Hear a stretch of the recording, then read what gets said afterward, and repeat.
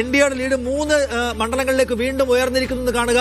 പാലക്കാട്, നേമം, കാസർഗോഡ് 3 മണ്ഡലങ്ങളിൽ ഇപ്പോൾ N D A lead ചെയ്യുകയാണ്. നമുക്ക് ഷഫീഖ് നസറുള്ളയെ വേണം. എന്തുകൊണ്ടാണ് കാസർഗോഡ്? ഷഫീഖ്, എന്തുകൊണ്ടാണ് ഇപ്പോ എൻ ഡി എക്ക് ഒരു ലീഡ് കാസർഗോഡ്?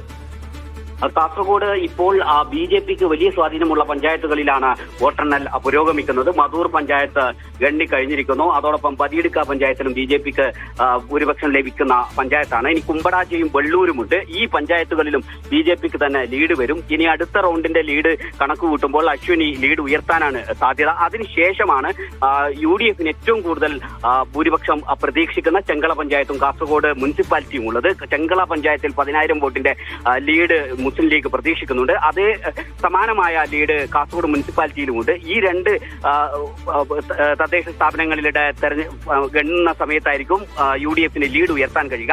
ഇനി അടുത്ത റൗണ്ടിൽ വരെ ഇപ്പോൾ ഗട്ടാൻ റോഡ് പൂർത്തിയായി 9ാം റൗണ്ടിലും ബി.ജെ.പി ലീഡ് ഉയർത്തും. ബി.ജെ.പി ലീഡ് ഉയർത്തിയതിനു ശേഷമാണ് പിന്നീട് ചെങ്കള പഞ്ചായത്തിലേക്ക് വോട്ടെണ്ണലെത്തുക. അവിടെയാണ് ഇനി യു.ഡി.എഫിന് വലിയ സ്വാധീനമുള്ളത്. കാസർഗോഡ് നഗരസഭയിലും യു.ഡി.എഫിനാണ് ഏറ്റവും വലിയ സ്വാധീനമുള്ളത്. ഈ 2 കാസർഗോഡ് നഗരസഭയും അതോടൊപ്പം തന്നെ ചെങ്കള പഞ്ചായത്തിലേക്കും വോട്ടെണ്ണൽ എത്തുന്നതോടുകൂടി ഇപ്പോൾ അശ്വിനി ഉയർത്തിയ ലീഡ് കുറയും.